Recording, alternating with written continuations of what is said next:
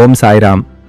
బాబా తన భక్తుల ఆరోగ్యం పట్ల, వారి యోగక్షేమల పట్ల ఎంత శ్రద్ధ వహిస్తారో చెప్పడానికి ఈ లీల ఒక చక్కని ఉదాహరణ.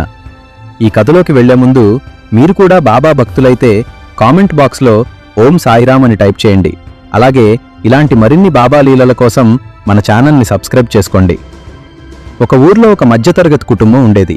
ఆ ఇంట్లోని చిన్నబాబుకి అర్ధరాత్రి అకస్మాత్తుగా తీవ్రమైన జ్వరం వచ్చింది. ఎంతకీ తగ్గకపోగా బాబుకి ఊపిరి తీసుకోవటం కష్టంగా మారింది. బయట విపరీతమైన వర్షం పడుతోంది, కరెంటు లేదు. ఆ ఊర్లో డాక్టర్ దగ్గరికి వెళ్లాలంటే కనీసం 5 కిలోమీటర్లు ప్రయాణించాలి.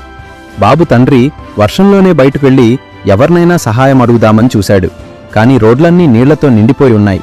ఏం చేయాలో పాలుపోక ఆ తల్లి బాబా పటం ముందు ఊది పట్టుకుని, తండ్రి, మా బిడ్డను నీవే కాపాడాలి అని ఏడుస్తూ ప్రార్థించింది. సరిగ్గా అప్పుడు ఒక వ్యక్తి గొడుగు పట్టుకుని వాళ్ళ ఇంటి తలుపు తట్టాడు. ఆయన చూడటానికి ఒక డాక్టర్లా ఉన్నాడు.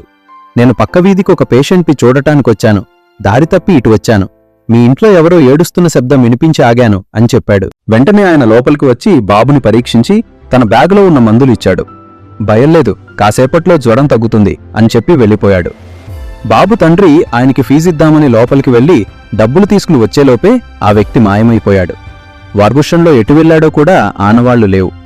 తెల్లారాక బాబు జ్వరం పూర్తిగా తగ్గిపోయింది. తండ్రి కృతజ్ఞతలు చెబుదామని పక్క వీధిలో ఉన్న డాక్టర్ దగ్గరికి వెళ్లి అడిగితే ఆయన ఆశ్చర్యపోయి, నేను నిన్న రాత్రి అసలు బయటికే రాలేదు, నా క్లినిక్ కూడా మూసేసుంది అని చెప్పాడు. అప్పుడు ఆ తల్లిదండ్రులకి అర్థమైంది, తమ బిడ్డ ప్రాణాలు కాపాడటానికి ఆ వర్షంలో స్వయంగా బాబానే వైద్యుడి రూపంలో వచ్చారని. వారు ఆనంద బాష్పాలతో బాబాకాకి నమస్కరించుకున్నారు.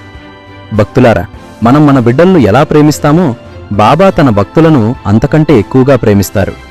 మనం ఆయన్ని మనస్ఫూర్తిగా పిలిస్తే ఆయన రాకుండా ఉండలేరు. ఓం సాయిరాం.